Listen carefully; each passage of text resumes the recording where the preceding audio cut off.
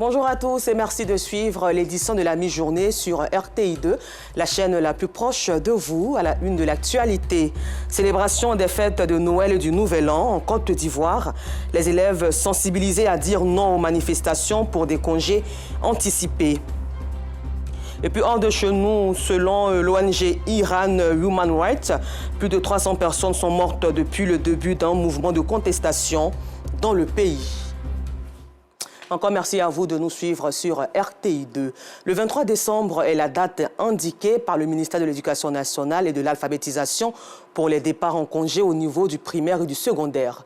À quelques jours donc de cette date, les sensibilisations se multiplient dans les lycées et collèges. Et le lycée Djedji Amondi Pierre d'Adjamé ne reste pas en marge. L'établissement a donc reçu la visite du maire de la commune pour échanger avec les élèves non sangarés, Pagasoro Kone de Madongi. Les congés anticipés sont le moyen par lequel les élèves perturbent les cours pour réclamer de force leur départ en congé avant la date indiquée. Ces départs émaillés de violence sont souvent exigés à la veille des festivités de fin d'année.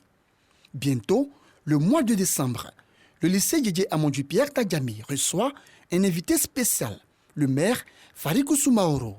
Une présence pour sensibiliser l'ensemble des acteurs du système éducatif, surtout les apprenants sur ces fléaux qui mettent à mal l'école ivoirienne. Le premier magistrat de la commune n'a pas manqué d'inviter les élèves à s'approprier les valeurs du civisme pour une école de qualité. Nous disons aux enfants de suivre ces conseils-là, car vous savez, l'éducation c'est la base de tout développement. Alors vraiment cette cérémonie était très importante pour nous, en tant que premier magistrat de la commune d'Adjamé. Cette campagne de sensibilisation, une initiative de la direction de la protection de la jeunesse. Moi, j'exhorte tous les camarades, tous les élèves, tous les apprenants à éviter les congés anticipés. À notre sein, à partir du lundi prochain, nous allons encore inviter des ONG pour venir sensibiliser nos enfants pour ne pas qu'ils se mettent dans un schéma de congés anticipés. Cette initiative de la direction de la protection de la jeunesse, saluée par élèves et personnel éducatif. Cette activité s'étend sur l'étendue du territoire national. Vous verrez que par endroits, ce sont des ministres qui président la cérémonie. C'est une activité que nous allons continuer jusqu'à la fin de l'année. Faire en sorte que les élèves ne se mettent pas en congé eux-mêmes de façon anticipée. Parce que ce sont des valeurs qui, en tout cas, sont contraires à ce que nous voulons pour la Côte d'Ivoire. Le 23 décembre est la date indiquée par le ministère de l'Éducation nationale et de l'alphabétisation pour le départ des élèves en congé cette année. Selon les autorités municipales et scolaires, la sensibilisation va se poursuivre dans les lycées et collèges de la commune en vue du respect de cette date. Nous parlons toujours éducation. Le conseil municipal de Treichville vient en aide aux parents d'élèves et étudiants de la commune de Treichville au titre de l'année académique 2022-2023. Le maire Albert François Amicia a distribué 2335 bourses d'études pour un montant de 120 millions de francs CFA, une action sociale qui vient donc soulager les parents dans la prise en charge de leurs enfants. Clément Boko nous fait le compte-rendu. Des prises en charge pour les élèves et étudiants de la commune de Treichville. L'action provient du maire Albert François Amicia qui a tenu à remettre en main propre ces aides aux parents issus des différents quartiers de la commune. Il a adressé à cet effet des conseils à ses filles. Que vous soyez fils nantis, que vous soyez fille moins nantis, vous vous retrouvez sur les bancs de l'école. Et ce sont les mêmes valeurs qu'on inculque à tout le monde. Et si vous travaillez bien, demain, vous serez à égalité de chance pour les postes de décision, pour les postes d'exécution.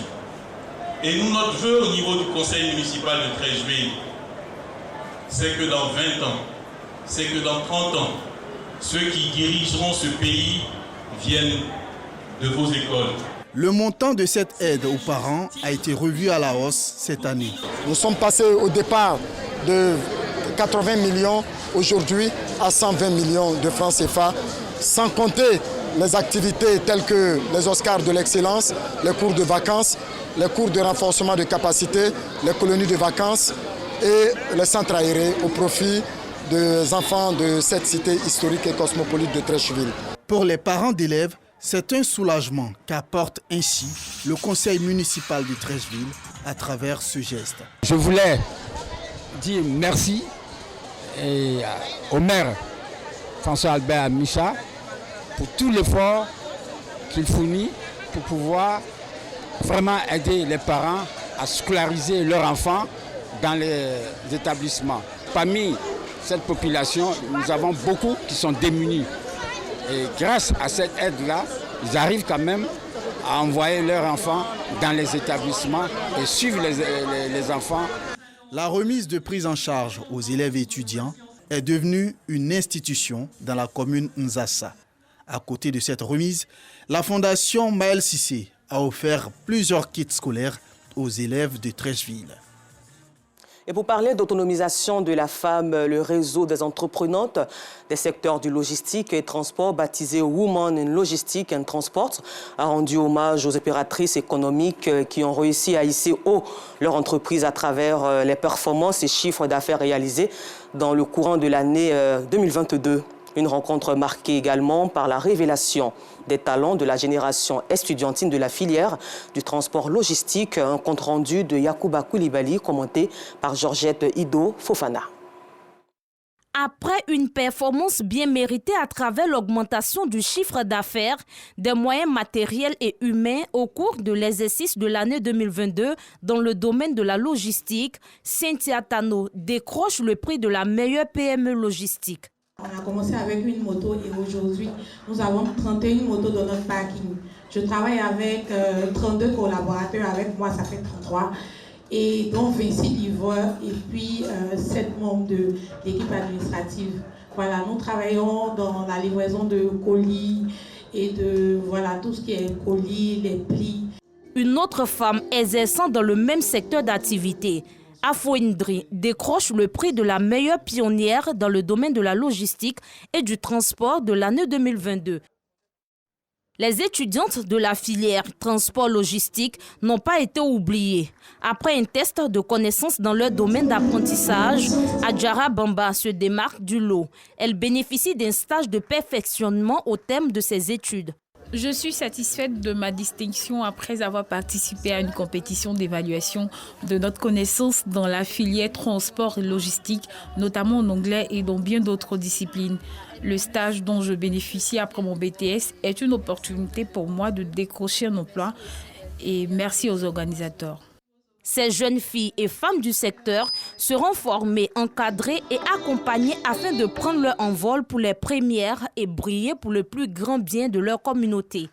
Promouvoir le statut des femmes dans la logistique et le transport, fournir un réseau de soutien et des possibilités de mentorat dans ce domaine d'activité spécifique, ce sont entre autres les missions que s'assigne le réseau des femmes entrepreneurs dans les domaines de la logistique et du transport, WILAT, d'où l'organisation d'une cérémonie de distinction des meilleurs talents à Cocody.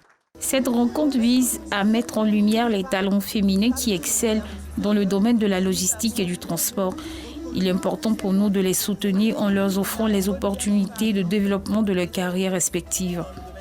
Être la référence en matière de promotion, de professionnalisme et d'autonomisation des femmes dans le domaine de la chaîne d'approvisionnement, de la logistique et du transport, autant de défis à relever pour les femmes du réseau WILAT. En religion, l'Organisation du monde islamique pour l'éducation, les sciences et la culture en coopération avec le complexe international Roi Salman pour la langue arabe a organisé un séminaire de formation à l'intention des enseignants de langue arabe. Les besoins fondamentaux des enseignants de langue arabe aux non-arabophones dans les classes de langue, c'est le thème sur lequel portait cette formation selon Aboulaziz Guira.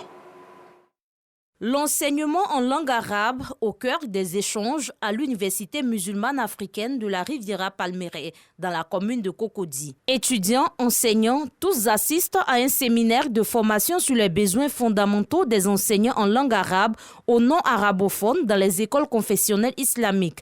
Une initiative de l'Organisation du monde islamique pour l'éducation, les sciences et la culture, ISESCO, en collaboration avec le complexe international Roi Salman pour la langue arabe.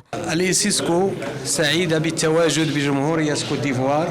l'ISESCO est très heureuse pour avoir organisé ce séminaire pour ceux qui ne parlent pas l'arabe en Côte d'Ivoire. Parmi les objectifs de ce séminaire, c'est le développement de la langue arabe en Côte d'Ivoire avec des méthodes technologiques. L'Académie s'intéresse au développement de la langue arabe dans le monde entier. Avec l'ISESCO, parce qu'ils ont beaucoup d'expérience dans ce domaine. Donc en travaillant avec eux, cela va vraiment améliorer cette formation. Le système éducatif ivoirien reconnaît depuis quelques années les structures d'éducation islamique. Nous attendons que les participants, c'est-à-dire ceux qui vont être formés, puissent acquérir la compétence de faire des programmes de formation pour pouvoir dispenser la formation de la langue arabe à tous nos enfants dans les écoles confessionnelles islamiques. Comme vous le savez, la Côte d'Ivoire s'est engagée à inclure toutes les structures islamiques d'éducation dans le système national. Chez nous ici, on n'a pas d'académie de formation des professeurs en arabe. Donc c'est à cause de ça, le Conseil supérieur des imams a profité avec collaboration avec les, comment on appelle, ISESCO et Académie Salman, le roi en Arabie Saoudite, pour pouvoir nous aider pour former nos imams et nos enseignants arabes. Ce séminaire sur les besoins fondamentaux des enseignants en langue arabe aux non-arabophones dans les écoles confessionnelles islamiques est à sa 2e édition. Il se déroulera sur 4 jours à compter de ce lundi 28 novembre. À présent, sport avec Pascal Koné et Jean-Sylvain Rousseau. Suivons ensemble cet accord de partenariat entre le COCAN et le ministère de l'Enseignement supérieur pour la réussite de la CAN de l'hospitalité en Côte d'Ivoire. À travers ces gestes, le président du COCAN 2024, François-Albert Amicha, et le ministre de l'Enseignement supérieur et de la Recherche scientifique, Adama Diawara, s'engagent à réussir le pari de la mobilisation de la CAN 2024. Merci pour votre exceptionnelle mobilisation. Et c'est là que c'est avec plaisir qu'on se retrouve dans ce milieu. C'est toute une fraîcheur, c'est tout un dynamisme, c'est toute une détermination, c'est toute une foi en ce pays qu'on retrouve en votre présence ce matin. Et je voudrais, au nom du COCAN, vous dire merci, félicitations et encouragement.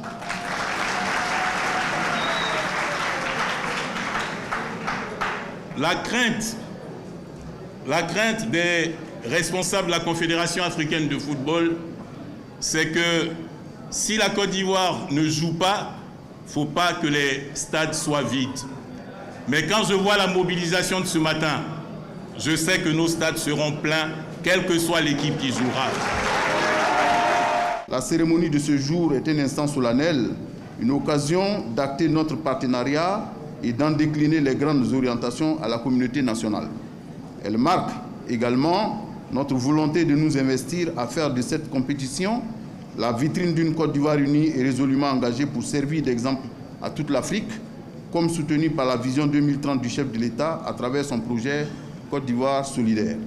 Ce partenariat s'est matérialisé avec l'intronisation de Jakalia Ouattara en qualité de président du comité national de la mobilisation du monde universitaire. Quelle l'organisation de la CAN en 2023, il est important que nous nous impliquons. Nous impliquons en termes de servitude. Voilà, parce qu'on l'a dit aujourd'hui, nous luttons pour que la responsabilité se sente dans l'attitude de la jeunesse ivoirienne.